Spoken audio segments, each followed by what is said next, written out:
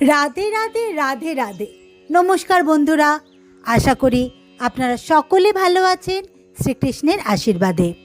আজকে কথা শ্রীকৃষ্ণ কির কাহানিতে আমরা শোনাবো এক সাধারণ রাখাল ছেলের জীবন থেকে শেখা সঠিক কর্মের আসল অর্থ। বৃন্দাবনের একটা ছোট্ট গ্রামের ছেলে রাখাল, আসল নাম মাধব, কিন্তু সবাই ওকে রাখাল ছেলে বলেই ডাকে।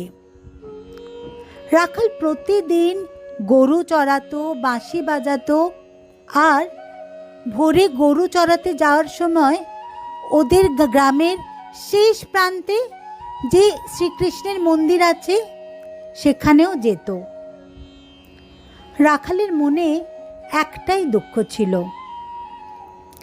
সে কৃষ্ণমূর্তির সামনে হাত জোর করে বলতো, হে কৃষ্ণ, আমি প্রতিদিন এত সাধারণ কাজ করি, গরু চড়ানো, দুধ আনা, ঘাস কাটা, এগুলোতে কী বা মহত্ব আছে?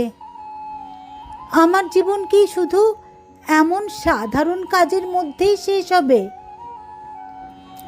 দেখো না, তোমার নাম মাধব আর আমার নামও মাধব, নামটা কত সুন্দর, কত মধুর, কিন্তু